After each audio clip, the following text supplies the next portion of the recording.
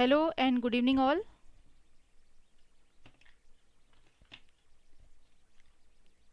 I hope आप सब जुड़ने की कोशिश कर रहे होंगे मेरे साथ।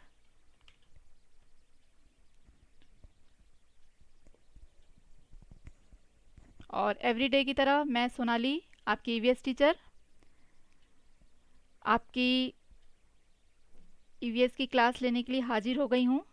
जो जो ज्वाइन होते जाएंगे वो थम्स अप शो करेंगे।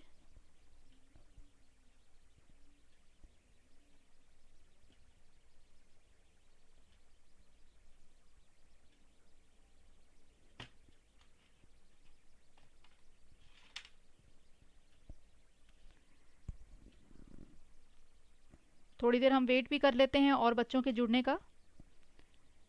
और जो हमारी फिलअप फॉर्म की एजुकेशनल वेबसाइट है, यहाँ आप जुड़ते हैं तो आपको बहुत से फ़ायदे हैं। गवर्नमेंट जॉब के जो अपॉर्चुनिटीज़ है ये आपको पता चलेगी, कहाँ कहाँ रिक्रूटमेंट्स हो रहे हैं और क्या क्या आप पढ़ाई कर सकते हैं, इसमें क्या क्या चीज़ें आपको ज़रूरत है वो सारी कुछ आपको मिलती जाएंगी।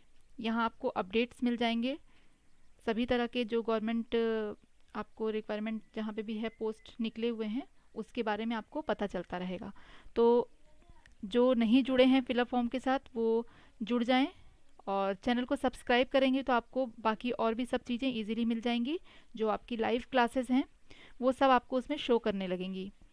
और हमारा जो आप जो क्लास अटेंड कर रहे हैं अभी, इसमें टेलीग्राम का लिंक डिस्क्रिप्शन में आपको शो हो रहा होगा। वहाँ से आप टेलीग्राम ग्रुप ज्वाइन कर लेंगे तो आपको और भी इजीली बहुत सारी चीज़ें पता चल जाएंगी।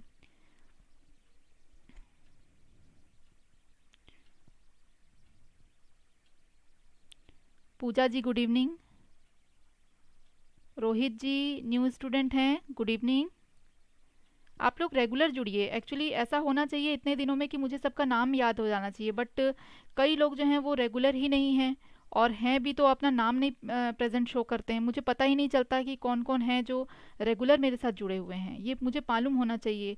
और मतलब आप लोग पता नहीं क्यों जुड़ते तो हैं लेकिन आप थम्स अप शो नहीं करते हैं, अपना नाम नहीं भेजते हैं। तो ये आप रहिए, मुझे पता चलेगा कि हाँ कौन कौन से मेरे स्टूडेंट्स जो हैं वो रेगुलर हैं।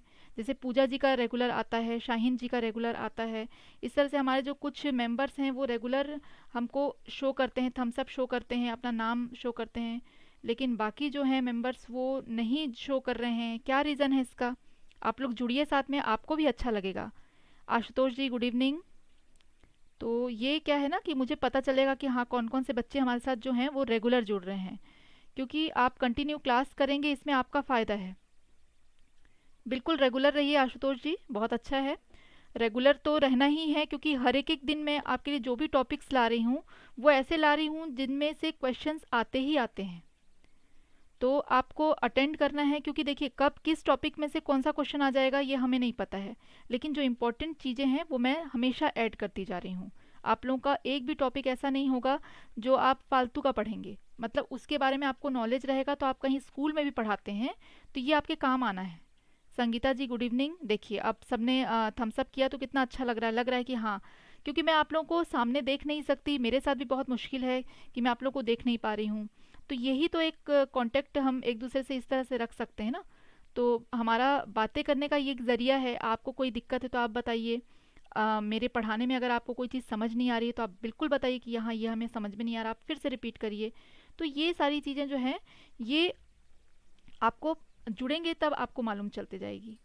रोहित जी ने पूछा है कि सीटेट के कितना नंबर चैप्टर है पेपर 1 के लिए। पेपर 1 के लिए देखिए मैंने आप लोगों को शुरू में सारे टॉपिक्स बता दिए हैं, आप पिछली वीडियोस ज़रूर देखिए क्योंकि ये मैं हमेशा रिपीट नहीं करती रहूँगी। तो आप देखेंगे तो इसमें आपको जो बेसिक टॉपिक हैं वो 6 हैं, उसके कुछ सब टॉपिक्स भी हैं वो आप पढ़ रहे हैं अभी। तो इसको आप क्लास जो आप अगर न्यू स्टूडेंट हैं, ये मैं रोहित जी के लिए कह रही हूँ कि अगर आपने फिलअप फॉर्म को सब्सक्राइब नहीं किया तो आप सब्सक्राइब पहले कर दीजिए। टेलीग्राम ग्रुप के साथ भी आप जुड़ जाइए। और जब आप सब्सक्राइब कर देते हैं तो मेरे जो आप उसमें वीडियोस में जाएंगे तो वहाँ आपको प्लेलिस्ट शो करेगी। ईवीएस की सारी प्लेलिस्ट आपको उस पर दिखा देगी। आप क्लिक करेंगे तो आपको पुरानी सारी वीडियोस दिखा दिया जाएगा, उसमें मैंने डिटेल में सब कुछ समझाया हुआ है। शाहीन जी गुड इवनिंग। तो सभी को गुड इवनिंग है। और क्लास अब स्टार्ट करते हैं। तो फिलअप फॉर्म के बारे में अब आप जान चुके हैं, और ये हमारा ग्रुप है जो आप लोगों को स्टडीज़ करा रहा है। ये एक टीम है हमारी। वर्षा मैम सोशल स्टडीज़ के लिए 9 बजे आती हैं मॉर्निंग में। चंद्रशेखर सर जो हैं वो मैथ्स के लिए 10 बजे आते हैं। सुखवंती मैम इंग्लिश के लिए 1 बजे आती हैं। रितु मैम सीटीपी के लिए 3 बजे आती हैं। आरती मैम हिंदी के लिए 10 बजे आती हैं, और ईवीएस के लिए मैं सोनाली आपके सामने 6 बजे आ जाती हूँ। ठीक है, आगे बढ़ते हैं। और सीटेट की देखिए जो पेपर 1 एंड 2 की तैयारी चल रही है, इसकी जो भी क्लासेस हैं ये आपके लिए बिल्कुल फ्री ऑनलाइन कोर्सेज हैं। और जो न्यू स्टूडेंट हैं हमारे लिए, उनको भी मैं ये बता दूं कि अगर आपने क्लास अभी ज्वाइन करी है, आज ज्वाइन की है, तो बिल्कुल रेगुलर रहिए, छुट्टी मत करिए। और जो पिछली क्लासेस आपकी मिस हो गई हैं वो आप जाके वीडियो की जो प्ले लिस्ट है उस पर जा करके चेक करिए। उसमें सारा पोल्यूशन के बारे में हमने लास्ट डे पढ़ा था कि वाटर पोल्यूशन किस किस तरह से हम कर रहे हैं, और एसिड ड्रेन होता है जिसके कारण बहुत सारे नुकसान जो है हमें झेलने पड़ते हैं। और जो एसिड रेन है उसका इफ़ेक्ट जो है वो पेड़ पौधों के साथ साथ कई सारे ऐसे हमारे जो इमारतें हैं, जो मॉन्यूमेंट्स हैं, उनको भी नुकसान पहुंचा रही हैं। उसके बाद हमको वाटर का कंजर्वेशन कैसे करना चाहिए, उसको संरक्षित किस तरह से करना चाहिए। और तरुण भारत एक इम्पॉर्टेंट टॉपिक था हमारा, जिसके बारे में आप लोगों को मैंने बताया था कि तरुण भारत संघ जो है वो क्या कर रहा है, और उसके जो लीड जो कर रहे हैं वो राजेंद्र सिंह जो है, उनको जल पुरुष कहा जाता है। इसके बारे में हमारा कल पूरा क्लासेस था। ठीक है, तो आराधना जी गुड इवनिंग। आप भी न्यू हैं, तो बिल्कुल जो न्यू है एक बार मैं रिपीट और कर देती हूँ कि प्लीज़ जो न्यू हैं वो फिलअप फॉर्म को पहले तो सब्सक्राइब कर दीजिए, तो आपको सारा कुछ इजीली मिल जाएगा। आप लाइव, आपको लिंक भी अगर नहीं है तो आप लाइव क्लासेस करेंगे तो आपको 6 बजे लाइव क्लास जो मेरी रहती है वो शो करने लगेगी। कोई प्रॉब्लम आपको लिंक खोजने में भी नहीं होगी। दूसरी बात है कि आप टेलीग्राम ज्वाइन कर लीजिए ग्रुप, जिससे कि आपको डे बाय डे जो भी अपडेट्स हैं वो भी मिल जाएंगे। जो भी आपको क्वेरीज रहेगी वहाँ से आप कर सकते हैं, मुझसे पूछ सकते हैं, यहाँ भी पूछ सकते हैं, ऐसी कोई बात नहीं है। ठीक है, तो आज हम पढ़ेंगे कि ड्रिंकिंग वाटर का प्यूरिफिकेशन किस तरह से होता है। ये बहुत इंपॉर्टेंट है। हमें लगता है कि हम घर पे हैं, हमारे पास तो बस नल खोला और पानी आ गया, लेकिन इसके पीछे बहुत से ऐसे काम होते हैं जो हमें दिखाई नहीं देते हैं। तो ड्रिंकिंग वाटर का जो प्यूरिफिकेशन है उसके लिए बहुत सारे प्लांट्स लगे हुए होते हैं। जैसे हम एक कॉलोनी में रह रहे हैं, मैं अपनी बात बता रही हूँ आप लोगों को पर्सनल, कि हम एक कॉलोनी में रह रहे हैं जहाँ जिस कंपनी में हम काम करते हैं उस कंपनी की तरफ से ही वाटर प्यूरिफिकेशन का प्लांट लगा हुआ है, जहाँ से वाटर प्यूरिफाई होकर के डायरेक्ट हमारे घरों में आ जाता है और टैंक्स में जाता है। वहाँ पे फिर टाइमिंग जो भी होती है उस टाइमिंग पे वो पानी सप्लाई कर देते हैं, वाटर की जो सप्लाई होती है वो हो जाती है। तो हमारे लिए क्या होता है कि सब कुछ इतना आसानी से मिल जाता है कि हमें लगता है कि अरे बस नल खोला, पानी मिल गया, पानी पी लिया, कपड़े धो लिए, क्लीनिंग कर ली, सब काम आराम से हो गया। लेकिन ये दिक्कत उन लोगों को फेस करनी पड़ती है जिनको आसानी से पीने का पानी भी नहीं मिल पाता। नहाने का तो आप छोड़ दीजिए, पीने का पानी भी उन लोगों को नहीं मिल पा रहा है। ऐसे कई लोग हमारे देश में और देश के बाहर भी ऐसे कई लोग हैं जो रेगुलर जो पीने का जो पानी है वो भी उनको एक ढंग का पानी नहीं मिल रहा है जो उनकी बॉडी के लिए हार्मफुल ना हो। तो देखिए ये वाटर प्यूरिफिकेशन का जो काम होता है ये स्टार्ट कहाँ से होता है। देखिए वाटर इन करके आप एक ये जो देख रहे हैं पिक्चर आपको शो हो रहा होगा स्क्रीन पे, तो इसमें वाटर इन के लिए सबसे पहले लगा हुआ है जहाँ से नदियों से या कहीं रिजर्वर हैं, डैम वगैरह के थ्रू पानी आता है, जहाँ पे भी ये वाटर प्यूरिफिकेशन का प्लांट लगा होता है। एक्चुअल में ये एक प्लांट होता है जहाँ पे ये प्रोसेस जो है मैंने काफ़ी शॉर्ट में बताया है, काफ़ी कुछ इसमें प्रोसेस होता है पर एक शॉर्ट में मैंने आपको बताया है कि वाटर जो है वो इन हो रहा है, जहाँ से भी आपको वाटर की सप्लाई लेनी है उस जगह से पाइप के थ्रू पानी अंदर आता है, जो हमारा फर्स्ट टैंक है उसमें जाता है और फर्स्ट टैंक में फिल हो जाता है पानी अच्छे से, वहाँ पे पानी कंटिन्यू आता रहता है। और उसके बाद जो है जिसको कोर्स फिल्टर बोलते हैं, ये पहला जो हमारा टैंक हुआ वहाँ आता है पानी।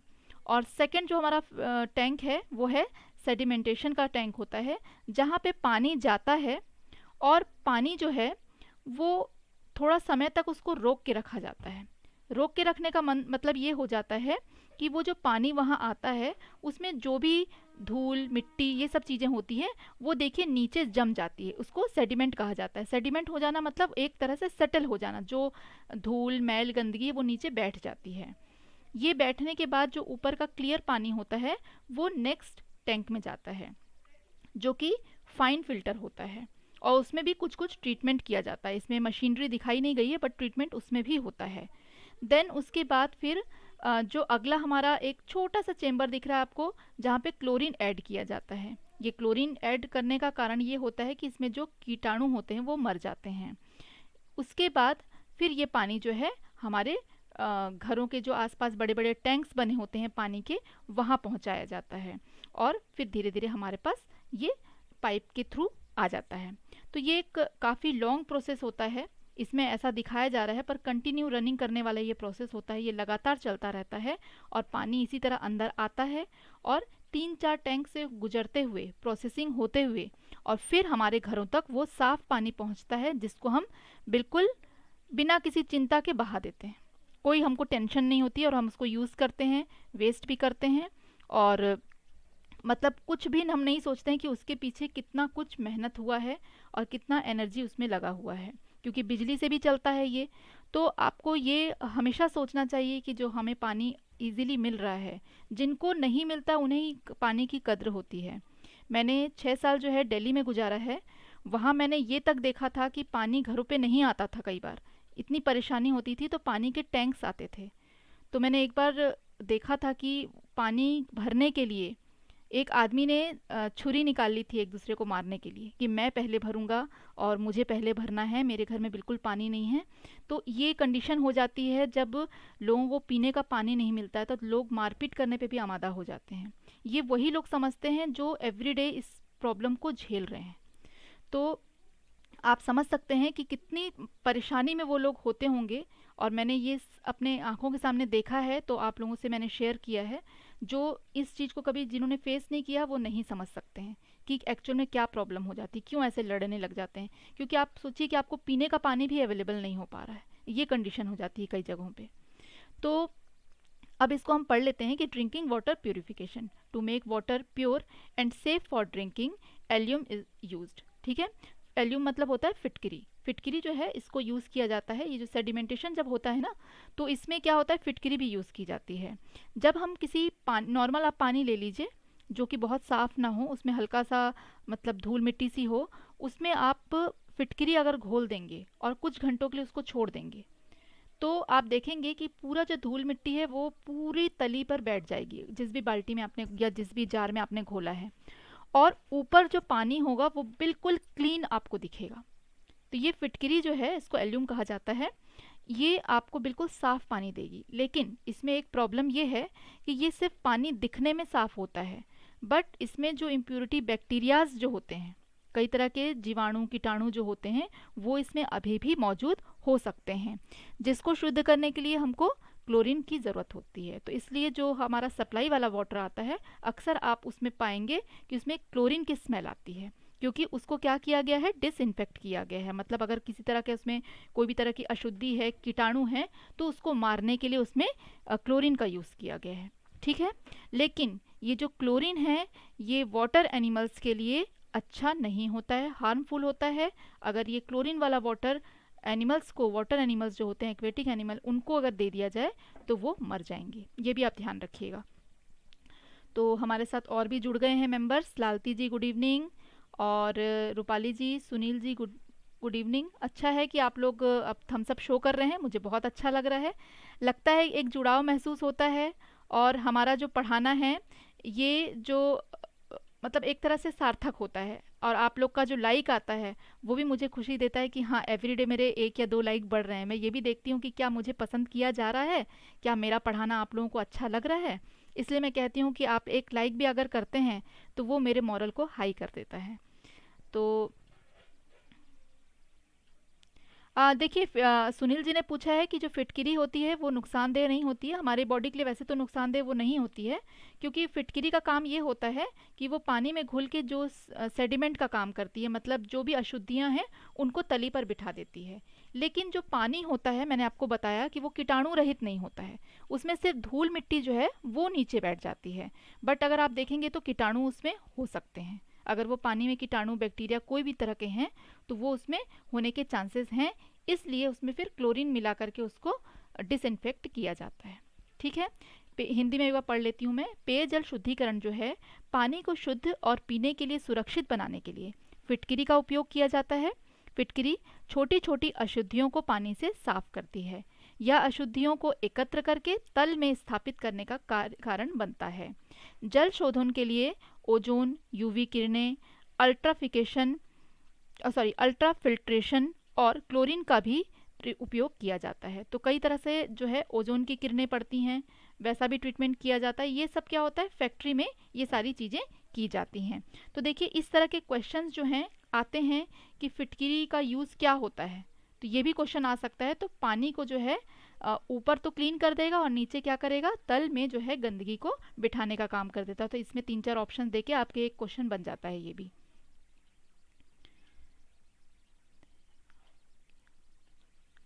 हाँ, यही मैं आपको बता रही हूँ। पूजा जी पूछ रही हैं इससे क्वेश्चन कैसे बनते हैं, तो बिल्कुल इससे क्वेश्चन इसी तरह बनते हैं कि फिटकिरी का यूज़ क्यों किया जाएगा। ये क्वेश्चन भी एक बार मैंने देखा हुआ है कि, और इसमें ये भी क्वेश्चन बन सकता है कि जल शोधन के लिए कौन कौन सा हम तरीका इस्तेमाल करते हैं। तो देखिए सबसे नीचे वाला पॉइंट आप देखेंगे कि जल शोधन के लिए ओजोन, यूवी किरणें, अल्ट्रा फिल्ट्रेशन और क्लोरीन का उपयोग किया जाता है। इनमें से या तो ये चारों ऑप्शन दे दिए आपको जाएंगे, इनमें से और पूछा जाएगा कि भाई बताइए कि कौन सा ऑप्शन जो है, ये आपको बताना है कि इनमें से कोई एक ऑप्शन दे दिया, या तो क्लोरीन दे देगा या अल्ट्रा फिल्ट्रेशन दे देगा या चारों को ही एक साथ दे देगा और ABCD अलग अलग और पॉइंट्स बना देगा जिसमें से आपको छांटना होगा। तो इस तरह से क्वेश्चन जो है बनते हैं, तो ये आपको पता होना चाहिए। इसलिए मैं आप लोगों को डिटेल में ये पढ़ा रही हूँ और क्वेश्चन इसमें से इस तरह से छोटे छोटे निकल करके आ जाएंगे। ठीक है, आगे बढ़ते हैं। ये बहुत इंपॉर्टेंट है, इसमें से क्वेश्चन आते हैं। ये भी मैं आपको बता दूं कि वाटर बॉर्न डिजीजेस कौन कौन से होते हैं, ये ज़रूर पूछता है इसके बारे में घुमा फिरा के, क्योंकि ये आपका जो फूड वाला चैप्टर है उसमें भी कुछ बीमारियां हैं और ये वाटर बॉर्न डिजीजेस इसमें भी जो बीमारियां हैं इसको आपको आपस में बहुत ज़्यादा कंफ्यूज कर देगा। तो ये आपको बहुत अच्छे से पता होना चाहिए कि फूड की किसी भी तरह से अगर आपकी कोई भी तरह के खाने में कमी है उससे कौन कौन सी बीमारियां होती हैं, और जो वाटर बॉर्न डिजीज़ है, जल से जो रोग होते हैं, जल जनित जो रोग हैं वो किस तरह से होते हैं। तो ये आपको कंफ्यूज करने का काम करेगा, इसलिए मैं यहाँ पे सारा आपको डिटेल में बता रही हूँ। और इससे रिलेटेड हम जब MCQ करेंगे तो आपके क्वेश्चन बनते हैं जो मैं पूछती रहूँगी आपसे। ठीक है, तो कोई भी आप लोग को इस तरह से, देखिए अभी पूजा जी ने पूछा कि क्वेश्चन कैसे बनते हैं, तो ये बहुत ज़रूरी है। इस तरह से आप लोग जो क्वेश्चन कर रहे हैं ये आपको मालूम होना चाहिए, बहुत सही क्वेश्चन है इनका, कि भाई क्वेश्चन बनेंगे कैसे। हम तो टॉपिक्स पढ़ रहे हैं बट क्वेश्चन का हमको अंदाज नहीं हो रहा है, तो क्वेश्चन इसी तरह बनेंगे। अब उसमें पूछा जाएगा आपके क्वेश्चन में कि वाटर बॉर्न डिजीजेस कौन कौन से होते हैं, तो हो सकता है कि उसमें एक ऑप्शन में लिख दे कि भाई डायरिया हो सकते हैं, एक में लिख दे मरासमस लिख दे सेकंड ऑप्शन में, थर्ड में आपका लिख दे कि भाई स्कर्वी। तो ये 3 ऑप्शन आपने देखा, फिर लिख दिया चौथा कि भाई कोई नहीं, तो आपका कौन सा हो सकता है, डायरिया होगा इसमें, क्योंकि वही वाटर बोर्न डिजीजेस हैं। बाकी सब तो आपके अगर हेल्दी फूड आप नहीं ले रहे हैं तो उसके कारण होंगे। तो और भी हमारे साथ मेंबर्स जुड़ रहे हैं, रश्मि जी गुड इवनिंग, करिश्मा जी गुड इवनिंग, राम प्रवेश जी गुड इवनिंग। बहुत अच्छा, और अच्छा है कि आप सभी जुड़ रहे हैं, बहुत अच्छा लग रहा है। इसी तरह क्लास में अटेंटिव रहिए, जुड़िए साथ में। अब हम ये इम्पोर्टेंट जो हमारा टॉपिक है इसको पढ़ते हैं, साथ साथ आप छोटे छोटे नोट्स भी बनाते जाइए, जिससे कि आप अपने नोट्स जब पढ़ेंगे तो आपको ज़्यादा अच्छे से समझ में आएंगे।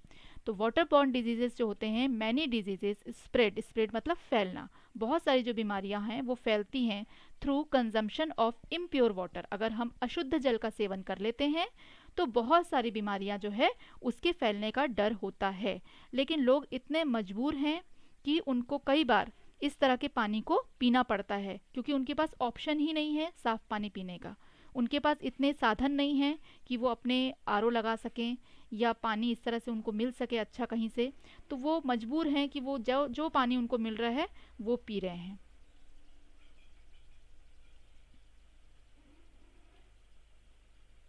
ठीक है, तो आगे पढ़ते हैं कि डिजीजेस जो हैं वो spread because water act as a carrier of the organism which cause diseases. ये क्या करता है, एक तरह से कैरियर का काम करता है, मतलब एक माध्यम बनता है पानी के थ्रू। एक पानी जो है हमारे लिए क्या हुआ, माध्यम हुआ, जिसके थ्रू क्या हो रहे हैं, जो बैक्टीरियाज हैं, कई तरह के जो कीटाणु हैं वो हमारे पेट में आ जाते हैं, डायरेक्टली हमारे पेट में चले जाते हैं। और अगर डायरेक्टली हमारे पेट में इस तरह के कीटाणु चले जाएंगे तो वो हमारे सबसे पहले तो पेट को डिस्टर्ब कर देंगे, और पेट अगर डिस्टर्ब हुआ तो फिर पूरी बॉडी डिस्टर्ब है। तो अलग अलग तरह की बीमारियां होती हैं। इवन कई लोग जो नहाते हैं उस पानी में तो उनको स्किन से रिलेटेड कुछ प्रॉब्लम आ जाएगी। तो इस तरह से जो है हम उसका यूज़ किस तरह से कर रहे हैं वो हमारी बीमारियों का कारण भी अलग अलग तरह से बनेगा। करिश्मा जी ने लिखा है कि आरबीएससी वाले सीटेट का फॉर्म भर सकते हैं क्या? देखिए, इसमें नोटिफिकेशन आने पे ही पता चलेगा। जैसे पहले बीएड वाले जो थे वो फाइनल ईयर में रहते थे तो ही भर सकते थे, बट इस बार सुनने में इस तरह से आ रहा है कि बीएड वाले जो हैं वो अगर फर्स्ट ईयर में हैं तो भी भर सकते हैं। तो ये एक फाइनल जो आपका नोटिफिकेशन आएगा उसके बाद ही कंफर्म आपको हम बता सकते हैं कि क्या रूल्स होंगे कि आरबीएससी वाले जो हैं वो भर सकते हैं या नहीं। ठीक है, तो ये हम कंफर्म करके ही आपको बताएंगे, कोई गलत जानकारी आपको नहीं देंगे। ठीक है करिश्मा जी, तो नोटिफिकेशन का थोड़ा वेट करते हैं, अभी तक तो आई नहीं है इस तरह से कोई नोटिफिकेशन, तो कंफर्मेशन आपको करके ही हम आगे बताएंगे। तो ये पानी जो है ये एक माध्यम का काम करता है डिजीज को फैलाने के लिए। Few of the diseases which are spread by water, कुछ डिजीजेस के नाम हैं जो इम्पोर्टेंट हैं, आप जरूर देखिएगा कि hepatitis, diarrhoea, stomach infection, typhoid, malaria, dengue, chikungunya, cholera, jaundice etcetera. ये स्पेशली इनको याद रखिए कि ये पानी के कारण हमारे को ये बीमारी हो रही है, क्योंकि पानी में ही देखिए, अब आप बोलेंगे कि मलेरिया तो मच्छर के काटने से हो रहा है, लेकिन वो मच्छर कहाँ पैदा हो रहा है? उस गंदे पानी में पैदा हो रहा है। डेंगू भी जो है मच्छर के काटने से हो रहा है, वो भी पानी में हो रहा है, और चिकनगुनिया भी, हैजा जो है वो मक्खी से हो रहा है, और पीलिया हमारे लीवर को इन्फेक्ट करता है। मतलब पेट में जो पानी जा रहा है खराब पानी, उसके कारण हमको जॉन्डिस हो जाता है। हिंदी में मैं एक बार इसको पढ़ लेती हूँ कि पानी से फैलने वाली कुछ बीमारियां हैं जो कि हेपेटाइटिस है, डायरिया है, पेट में संक्रमण जिसको कि स्टमक इन्फेक्शन कहते हैं, टाइफाइड, मलेरिया, डेंगू, चिकनगुनिया, हैजा जिसको कि कॉलेरा भी कहते हैं, और पीलिया, पीलिया मतलब जॉन्डिस। ठीक है, ये इसके हिंदी इंग्लिश दोनों नाम मैंने आप लोगों को बता दिए हैं।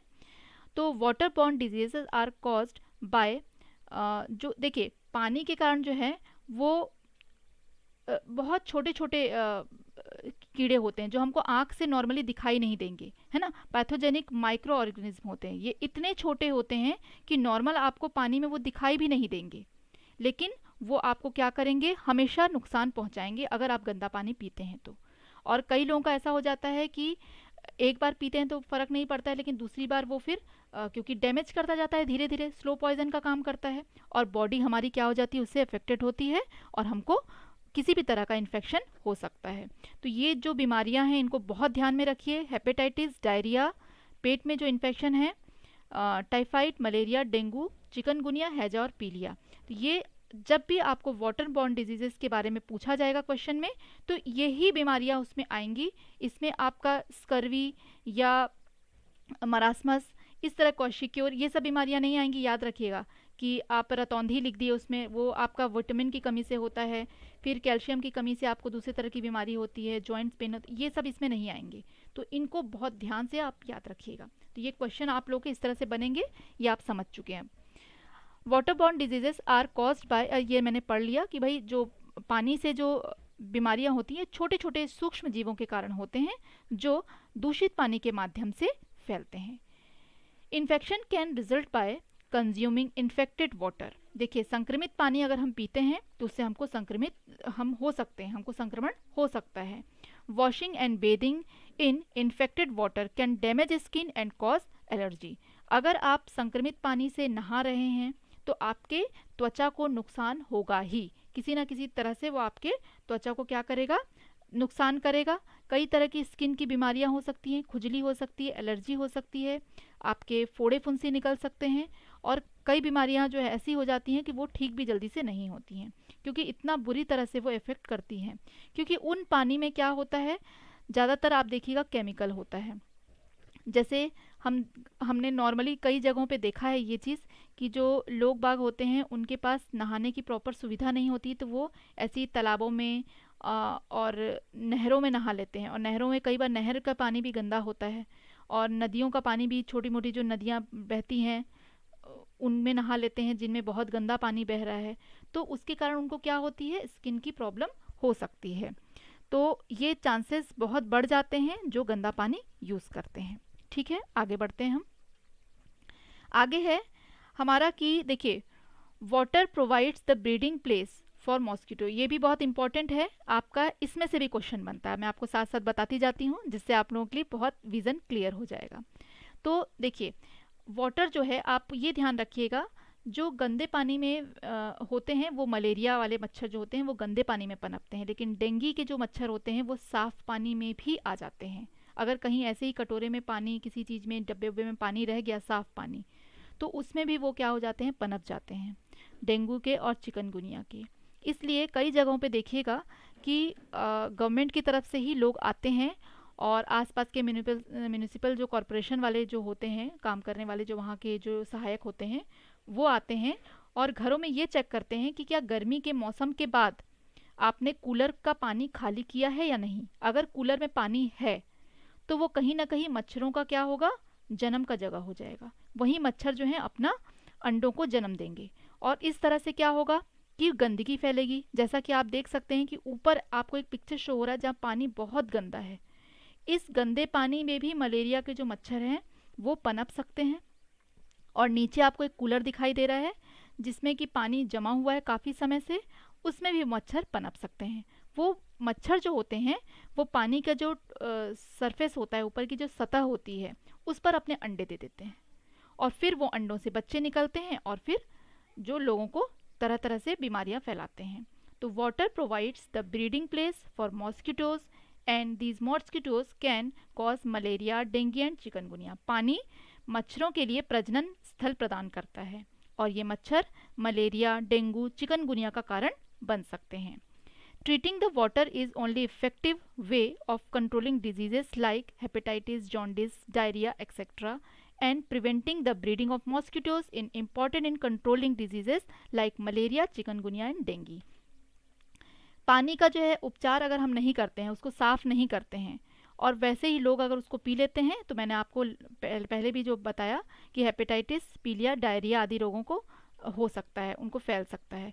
तो इस तरह से हमने देखा कि देखिए, पानी से डायरेक्ट अगर हम पी रहे हैं तो हमको ये हेपेटाइटिस, पीलिया, डायरिया हो रहे हैं, और अगर हम पानी को जमने दे रहे हैं तो मच्छर पनपने से ये 3 तरह की बीमारियां, मलेरिया, डेंगू और चिकनगुनिया हो सकता है और आपका एक हैजा भी हो सकता है। ठीक है, तो ये सारी बीमारियां जो हैं ये पानी के जमने के कारण है। और सेकंड वाला जो हेपेटाइटिस, पीलिया, डायरिया, ये पानी अगर हम पी लेते हैं उसके कारण है। और अगर हम उस गंदे पानी में नहाते हैं तो हमको बहुत तरह की स्किन की प्रॉब्लम हो सकती है। ये 3 तरह से डिवाइड कर दिया गया है। अब आगे हम देखते हैं कि breeding take place in clean water, so in order to prevent breeding of mosquito. प्रजनन स्वच्छ पानी में होता है, इसलिए मच्छरों को प्रजनन से रोकने के लिए क्या करना चाहिए, हमको क्या कर सकते हैं। आप कुछ इसमें आप लोगों से अब पूछती हूँ, मैंने तो सब कुछ आप लोगों को बता दिया है। अगर मच्छर आपके आसपास बहुत हो रहे हैं तो आपको किन चीज़ों का ध्यान रखना चाहिए। जैसे एक तो मैंने बता दिया, कूलर में पानी आपका जमा हुआ नहीं होना चाहिए। जब आपका सीज़न ख़त्म हो गया आप कूलर का पानी खाली कर दीजिए, जिससे कि जो मच्छरों की ब्रीडिंग है वो रुक जाएगी। और इसके अलावा आप क्या कर सकते हैं, ये आज आपका क्वेश्चन है। ये बहुत सोशल क्वेश्चन है, हर कोई आंसर कर सकता है और बिल्कुल हर कोई कीजिए। Sant Kumar ji, good evening.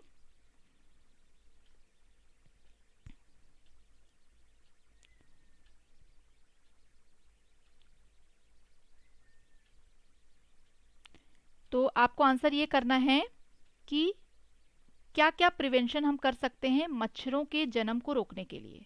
मच्छरों का जो प्रजनन स्थान है वो पानी में ही है। आशुतोष जी ने लिखा है साफ सफाई, यस राइट आंसर है साफ सफाई। और क्या हो सकता है, किस तरह की साफ सफाई हम कर सकते हैं। बहुत अच्छा लगता है, आप लोग जुड़े हुए रहते हैं, आंसर करते हैं। सबको आंसर करना है, कोई भी चुपचाप नहीं बैठेगा, सबको आंसर करना है आज। और कल हमारा एमसीक्यू का क्लास होगा, उसमें तो सभी को भाग लेना है, बिल्कुल कोई छूटना नहीं चाहिए। राम प्रवेश जी ने लिखा है मिट्टी तेल का छिड़काव, yes right, very good answer. मिट्टी तेल का छिड़काव, बिल्कुल एकदम सही। हाँ, कूड़ा कचरा भी साफ करना चाहिए, बिल्कुल सही है आंसर। और मिट्टी तेल का जो छिड़काव है ये बहुत फायदेमंद होता है।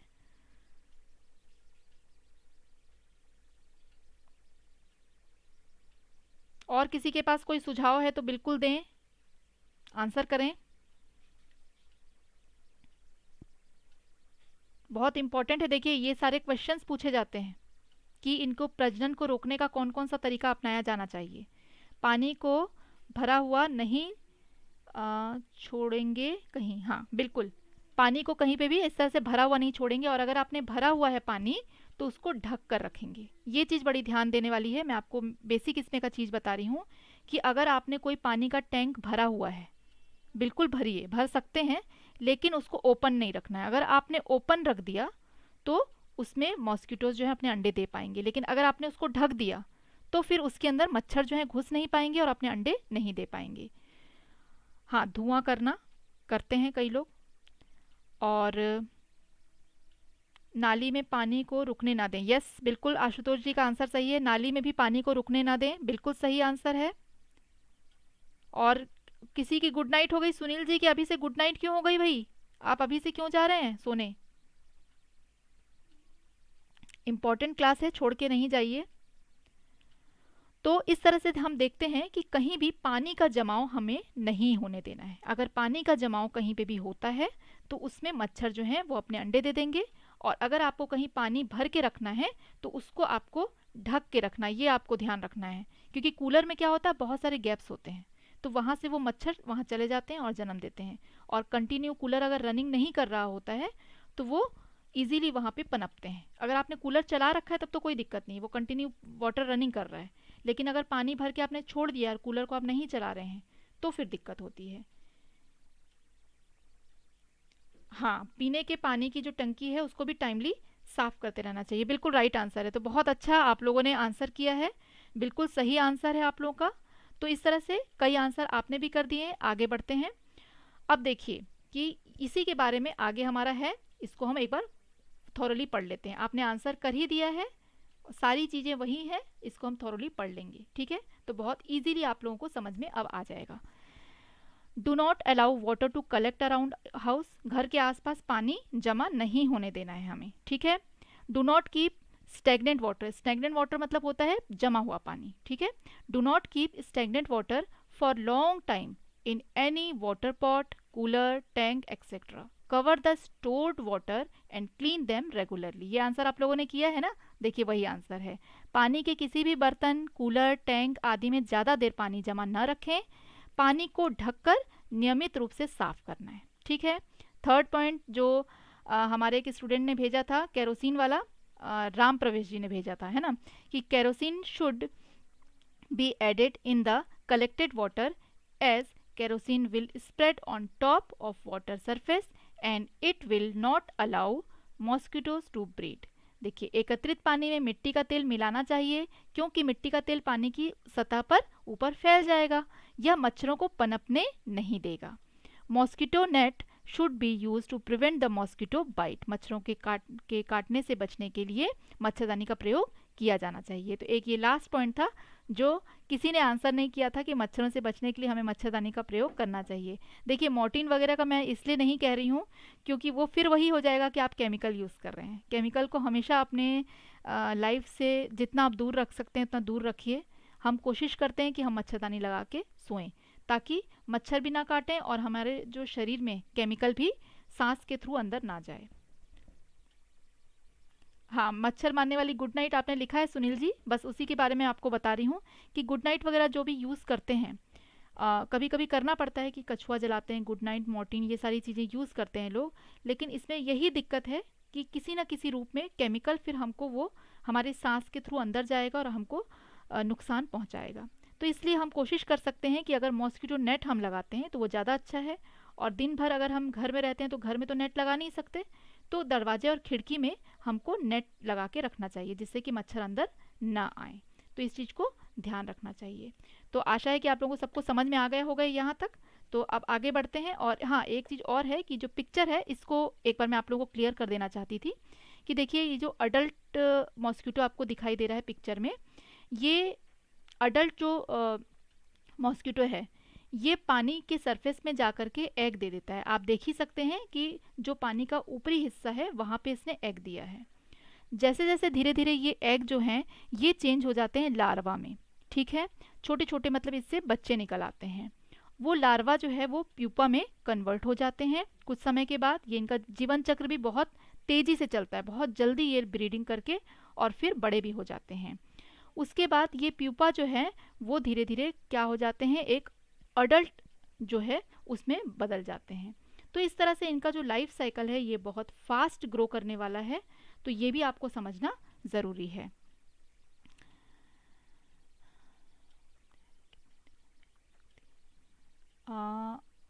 सीटेट की, अच्छा एक क्वेश्चन आया है कि सीटेट की फुल तैयारी कितने दिनों में हो सकती है। देखिए अभी तो हमारे पास टाइम है, तो हमने नवंबर तक का पूरा रखा हुआ है कि हमारा नवंबर तक पूरा कंप्लीट हो जाएगा। जो टॉपिक्स हैं वो पूरे में कंप्लीट, तो मुझे लग रहा है कि अक्टूबर में ही आप लोगों का अगर फेस्टिवल की छुट्टियां ना पड़ती तो अक्टूबर में पूरा कंप्लीट हो जाता। मेरा टारगेट तो ये था, बट काफ़ी छुट्टियां पड़ गई, तो नवंबर फर्स्ट वीक तक मुझे लग रहा है कि ऑलमोस्ट हमारा टॉपिक पूरा ख़त्म हो जाएगा। और उसके बाद हमारी तैयारी जो है वो एग्ज़ाम तक चलेगी, ठीक है। एग्ज़ाम तक इस तरह से चलेगी कि हम एमसीक्यू करते रहेंगे। एमसीक्यू बहुत सारे हैं और प्रीवियस ईयर का तो हमको बहुत ज़्यादा देखना पड़ेगा क्योंकि प्रीवियस ईयर से भी बहुत सारे क्वेश्चंस आते हैं। तो प्रीवियस ईयर का हमेशा ही हमें देखना है, और जो उसके और पिछले जो सालों के हैं उनको तो हम देखेंगे ही। तो प्रीवियस ईयर का इम्पोर्टेंट इसलिए हो जाता है कि कई सारे क्वेश्चन जो हैं वो रिपीट होते हैं, ठीक है। तो इस तरह से जो आप लोगों के क्वेश्चंस आ रहे हैं उनका आंसर भी मैं बीच बीच में करती जा रही हूँ। और आशुतोष जी ने लिखा है कि गुड नाइट 100% सही नहीं होता है। हाँ मैम, हम लोग कुछ नहीं पढ़े हैं अभी। कुछ नहीं पढ़े हैं मतलब क्या है? आप लोग अभी क्या कर रहे हैं? पढ़ ही रहे हैं, आप टॉपिक्स ही पढ़ रहे हैं, बिल्कुल पढ़ रहे हैं। और कल मैं आप लोगों का एमसीक्यू कराऊंगी। ये टॉपिक्स आप लोगों को पढ़ना बहुत ज़रूरी है। देखिए जब तक आप लेसन नहीं पढ़ेंगे क्वेश्चन आंसर कैसे सॉल्व करेंगे? तो बेसिक आपका क्लियर होना फंडा ज़रूरी है, इस चीज़ को आप समझिए। इसलिए हम आपके लिए इतना मेहनत करके ये सारा जो पीपीटी है ये शो कर रहे हैं, है ना। तो ये पीपीटी आप अगर पढ़ लेते हैं तब तो आप एमसीक्यू उसमें आंसर कर पाएंगे, कि एमसीक्यू आप रट के जाएंगे? इतने क्वेश्चन से आप कितना रट सकते हैं? तो आपको टॉपिक समझना बहुत ज़रूरी है, इस चीज़ को आप ध्यान दीजिए, ठीक है। बिल्कुल 2021-22 वाला न्यू, हाँ बिल्कुल ये सारा कुछ आएगा आपका जो एनसीईआरटी में है। एनसीईआरटी के अंदर ही आपका आना है class 3rd to 5th PRT के लिए, ठीक है। तो ये आपको मैं बेसिक जो है वो बताती जा रही हूँ साथ साथ, और इसके अंदर ही आपके क्वेश्चन आने हैं, इसी में से घुमा फिरा के आंसर किए जाएंगे। लेसन तो ठीक है। मैं आज फर्स्ट डे, ओके ठीक है, कोई बात नहीं है। जो फर्स्ट डे आज आए हैं वो पिछली वीडियो ज़रूर देखें, बहुत कुछ हो चुका है। आप रेगुलर अटेंड करिए, और जो लेट हो चुके हैं वो पिछली क्लासेस ज़रूर देखेंगे, ओके। पेडागोजी के लिए देखिए जो आपके क्वेश्चंस आ रहे हैं, पेडागोजी के लिए कोई अलग बुक नहीं है, इसी में से मैं पेडागोजी के क्वेश्चंस आपको कराती हूँ, वो भी आपको घुमा फिरा करके दिए जाएंगे। उस तरह के क्वेश्चंस मैं ऐड करूंगी तो आप लोग समझेंगे कि किस तरह से क्वेश्चंस आएंगे। इन्हीं में ही पेडागोजी अंदर है जो वो घुमा फिरा करके देंगे। इसीलिए मैं आपसे कह रही हूँ कि आपको टॉपिक पढ़ना ज़रूरी है। तो कल जो हमारे एमसीक्यू हैं वो एमसीक्यू का हमारा टॉपिक रहेगा शेल्टर एंड वाटर। इन दोनों में से ही मैं पूछूंगी, क्योंकि अभी मैंने शेल्टर और वाटर कराया है लास्ट क्लासेस में, तो शेल्टर और वाटर का ही मैं एमसीक्यू कराऊंगी आपका कल और फिर मंडे। ये 2 दिन आपके एमसीक्यू होंगे, जिसमें आपके कुछ पेडागोजिकल क्वेश्चंस भी होंगे और कंटेंट के क्वेश्चंस भी होंगे, ठीक है। तो अब हम आगे बढ़ते हैं। अब हम देखेंगे कि पानी के लिए हमने देख लिया कि मच्छर वगैरह जो हैं वो पनपते हैं। एक और क्वेश्चंस वगैरह आते हैं, उसके लिए मैं आप लोगों को थोड़ा सा शॉर्ट में ये भी बता देती हूँ कि देखिए आज हम देखते हैं कि कई तरह के डैम्स और रिजर्वर्स हैं जहाँ पे पानी को क्या किया जा रहा है, कलेक्ट किया जा रहा है ना। तो ये तो आपका हो गया मैन मेड। कुछ नेचुरल होते हैं जहाँ पे आप देखते हैं कि झील बनी हुई है, वहाँ पानी नेचुरली कलेक्ट हो जाता है, लेकिन हर जगह ये पॉसिबल नहीं होता है, ठीक है ना। तो डैम और रिजर्वर जो हैं ये आपके मैन मेड होते हैं। लोग अपने हिसाब से जहाँ पानी की ज़रूरत है, जहाँ पे पानी कलेक्ट किया जा सकता है, उतना स्पेस है, वहाँ पे डैम्स बनाते हैं और ये गवर्नमेंट की तरफ से बनता है। तो ये जो डैम्स होते हैं, इससे फ़ायदा ये होता है कि जो बारिश का एक्सेस वाटर है उसको एक जगह स्टोर किया जाता है और जब पानी की कमी होती है तो डैम्स के डोर खोल दिए जाते हैं और पानी जिस जगह पे ज़रूरत होती है वहाँ पे भेजा जाता है और साल भर तक इसी पानी को यूज़ किया जाता है।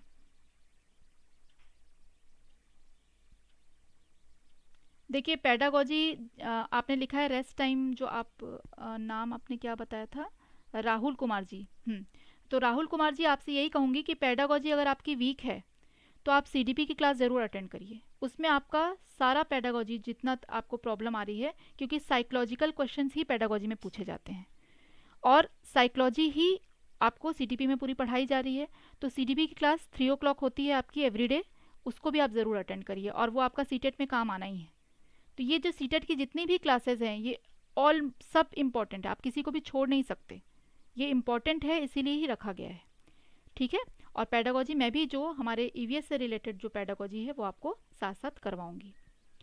तो अब हम देखते हैं कि reservoir are human made lakes created by the damming of river to serve one or more purposes. एक या अनेक कारण होते हैं जिसके कारण ये रिजर्वर्स बनाए जाते हैं, लेक्स में रिजर्व किया जाता है पानी, such as hydro power production, water supply for drinking, irrigation and flood protection. देखिए क्या होता है, एक तो मैंने आप लोग को बताया था कि पानी के थ्रू जो है हाइड्रो इलेक्ट्रिसिटी जो है वो बनती है।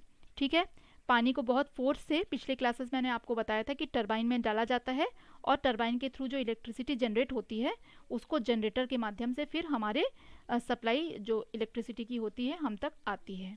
तो एक हमारा पहला जो, देखिए इसमें भी क्वेश्चन बनते हैं कि ये रीजंस क्या होते हैं इसको बनाने के, डैम क्यों बनाए जाते हैं, क्या क्या रीजंस हो सकते हैं।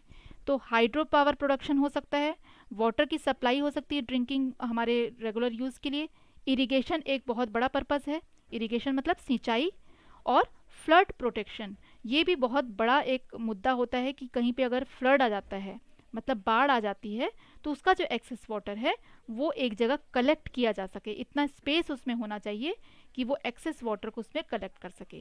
Dam have been built in Europe for over hundreds of year, मतलब 100 सालों से पहले से ही यूरोप में जो है वो क्या बन रहे हैं, डैम्स वगैरह जो हैं वो बनने स्टार्ट हो चुके थे, हमारे से पहले वहाँ पे यूरोप में बनने शुरू हो गए थे।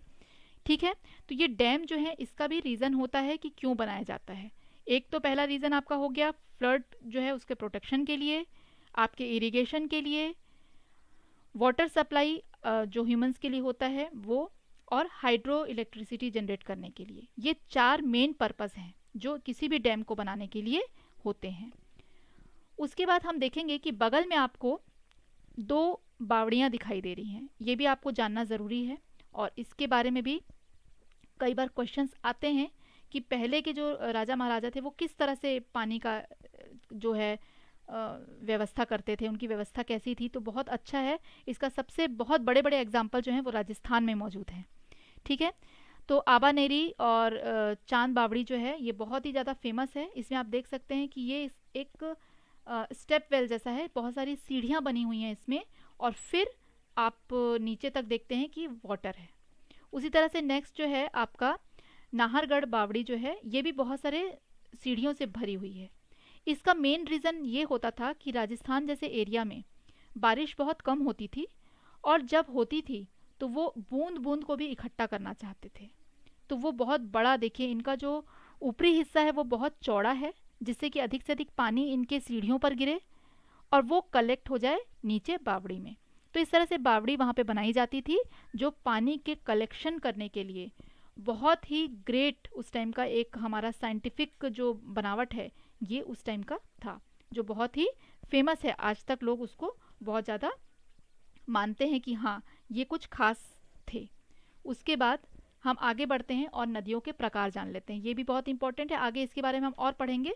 अभी मैं थोड़ा शॉर्ट में ही आप लोगों को बता देती हूँ कि जो रिवर्स के टाइप होते हैं वो बेसिकली, वैसे तो बहुत सारे होते हैं बट बेसिकली हम देखते हैं कि 3 टाइप्स ऑफ रिवर होते हैं। ये मेन जो है इसको आपको समझना ज़रूरी है कि basically there are 3 types of river अगर हम साधारणतः देखें तो नदियों के प्रकार जो हैं वो 3 तरह के होते हैं। एक होता है परमानेंट, जिसको कि पेरेनियल रिवर कहा जाता है। ये रिवर्स जो होते हैं they are always flowing even if the level fluctuate, मतलब अगर लेवल ऊपर नीचे भी होता है, पानी कभी ज़्यादा गिर रहा है कभी कम गिर रहा है, इससे कोई फर्क नहीं पड़ता, ये हमेशा क्या होता है, बहते रहता है। इसका लेवल कभी कम भी होता है कभी ज़्यादा भी होता है, क्योंकि ये परमानेंट होते हैं, पेरेनियल, बारहमासी होते हैं। ठीक है, हमेशा आप इनको बहते देखेंगे कि गंगा नदी है, यमुना है, नर्मदा है, ये सब जो बड़ी बड़ी नदियां हैं ये क्यों रहती हैं इस तरह से, एक तो ये ग्लेशियर से इनको पानी मिलता है, और इनकी बहुत सारी सहायक नदियां होती हैं जो आकर के इनमें मिल जाती हैं, जिसके कारण क्या होता है कि इन नदियों का पानी हमेशा भरा हुआ ही रहता है, लेवल ऊपर नीचे होता रहता है।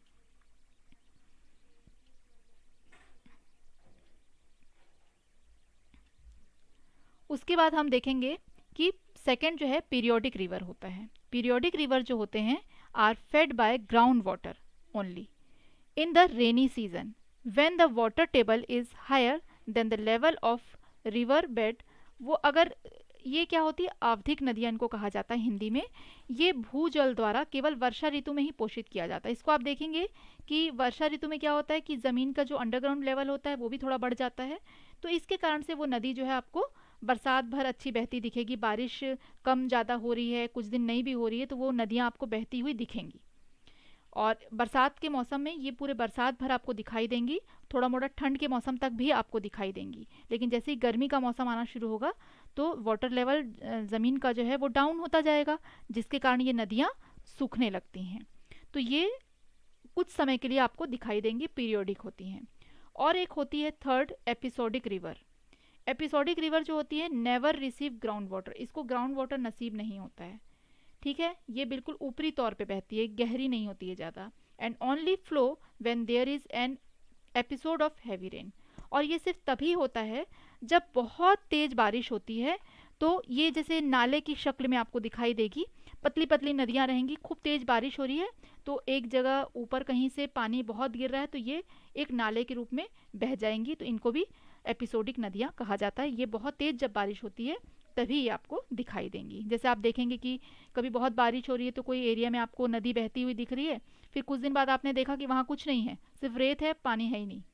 तो ये इसीलिए होता है कि वो सिर्फ जो बारिश का पानी है एक्सेस जब हो जाता है तो वो कहीं ना कहीं से तो फ्लो होगा, तो वो जो फ्लो होके जाता है हैवी रेन के टाइम में, ये वो नदियाँ होती हैं जो बहुत कम समय के लिए दिखाई देती हैं। तो इस तरह से हमने ये बेसिक जो नदियों के प्रकार हैं ये देखे कि 3 तरह के होते हैं, परमानेंट जिसको पेरेनियल रिवर भी कहा जाता है, पीरियोडिक रिवर जिसको आवधिक नदियाँ कहा जाता है, और एपिसोडिक नदियाँ जो होती हैं जिनको भूजल प्राप्त नहीं होता है, ये सिर्फ बहुत तेज बारिश होती है तभी दिखाई देती है। अब हम आगे देख लेते हैं, जब नदियों की बात हो रही है तो हम गंगा नदी को कैसे भूल सकते हैं। थोड़ा सा गंगा जी के बारे में भी देख लेते हैं कि गंगा, ये देखिए ये एक तरह से जीके के क्वेश्चंस भी हैं और नॉर्मली भी आ सकते हैं आपके क्वेश्चन, तो इनको थोड़ा ध्यान से देख लीजिएगा कि river Ganga is about 1557 miles long, इतने किलोमीटर, 2506, ओके हाँ 2506 किलोमीटर जो है ये लॉन्ग है। माइल्स में भी बता दिया है और किलोमीटर्स में भी बता दिया गया है इसमें। The Ganga basin is about 200 to 400 miles, मतलब जिसको किलोमीटर में अगर हम देखेंगे तो 322 टू 642 किलोमीटर वाइड, मतलब चौड़ी है। ठीक है, लंबाई आपको पता चल गई, आपको चौड़ाई पता चल गई नदी की। River Ganga originate from the Gangotri glacier, ये आपको मालूम होना चाहिए कि ये कहाँ से ओरिजिनेट होती हैं, कहाँ से निकलती है, तो गंगोत्री ग्लेशियर से निकलती हैं। On the southern slope of the Himalaya, Himalaya का जो दक्षिणी छोर होता है वहाँ से ये निकलती है, which is 14,000 feet above sea level, ये समुद्र तल से इसकी ऊंचाई जो है वो 14,000 फीट ऊपर है। River Bhagirathi and Alaknanda join each other at Devprayag to form Ganga, ये सब नदियाँ जो हैं कहाँ मिलती हैं, जो देवप्रयाग है वहाँ पे ये नदियाँ आपस में मिल जाती हैं। ये सभी को मालूम है, देवप्रयाग जो गए होंगे वो जानते होंगे कि वहाँ नदियों का कलर भी अलग अलग दिखाई देता है, और वहाँ भागीरथी अलकनंदा जो है वो गंगा जी के साथ मिल जाती है देवप्रयाग में। ठीक है, तो ये एक फॉर्म बन जाता है, गंगा वहाँ पे जुड़ गंगा के साथ ये जुड़ जाती हैं और फिर आगे फ्लो होती हैं। तो इस तरह से ये गंगा के बारे में फैक्ट था जो आपको मालूम होना चाहिए। एक बार और इसको हिंदी में भी बता देती हूँ कि इसकी जो लंबाई है वो 1557 माइल्स इतनी लॉन्ग है और 2506 किलोमीटर ये लंबी है, किलोमीटर में हम देखें तो। और इसकी जो चौड़ाई है वो 200 से 400 मील तक ये चौड़ी है। कहीं कहीं पे चौड़ाई ज़्यादा है और कहीं कहीं पे थोड़ी चौड़ाई कम है, इसलिए ये 200 to 400 लिखा गया है। 322 से लेकर के 644 किलोमीटर तक ये चौड़ी है। और गंगा जो है वो गंगोत्री ग्लेशियर से इसका उद्गम होता है, जो कि दक्षिणी छोर पर है हिमालय के, और इसकी समुद्र तल से ऊंचाई जो है वो 14,000 फीट है। और भागीरथी रिवर और अलकनंदा जो है वो ज्वाइन करती हैं देवप्रयाग में और गंगा का रूप ले लेती है। तो इस तरह से हमने देख लिया गंगा जी के बारे में भी।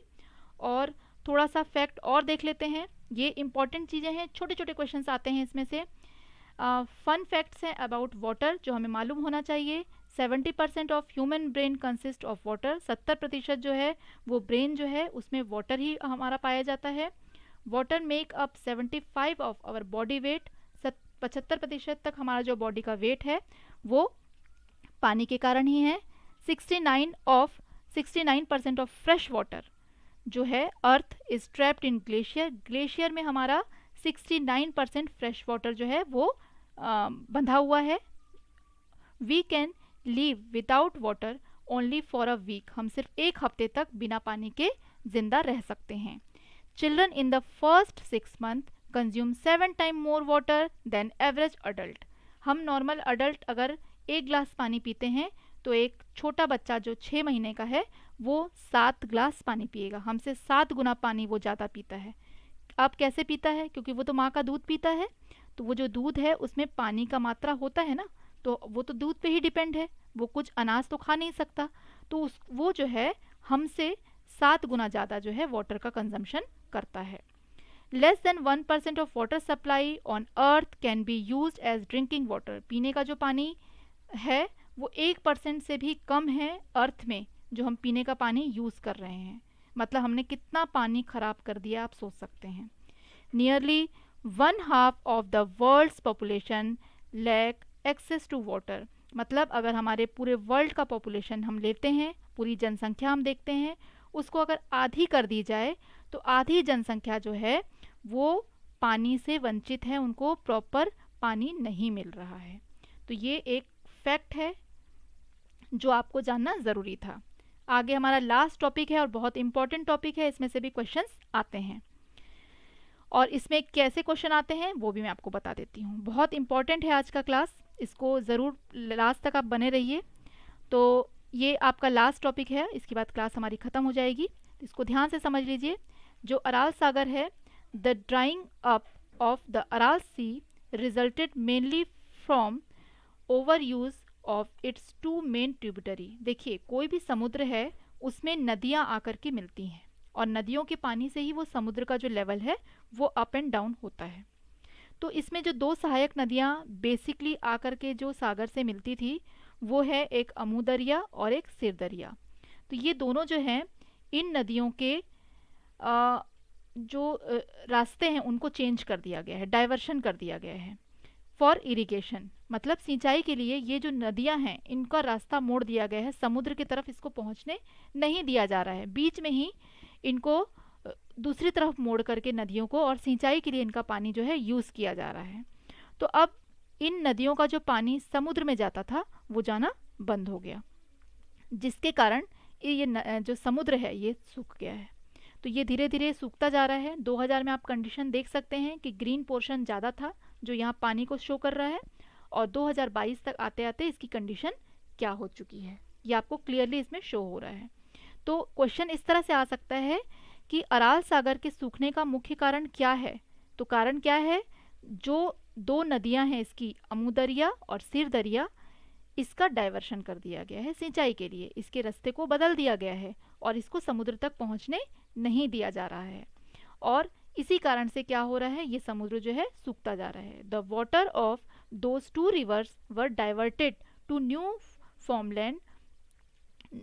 Farmland in the region and thus no longer reach the Aral Sea। देखिए क्या हो रहा है, अमू दरिया और सीर दरिया का अति प्रयोग एक कारण है। उन दो नदियों के पानी को इस क्षेत्र में नए खेत की ओर मोड़ दिया गया है और इस तरह अब अराल सागर तक यह नहीं पहुंच पा रहा है, जिस कारण से ये सागर क्या हो गया है, अब सूखने की कगार पर पहुंच चुका है। बहुत हद तक ये सूख चुका ही है, अब इसमें लगभग ना के बराबर पानी रह गया है।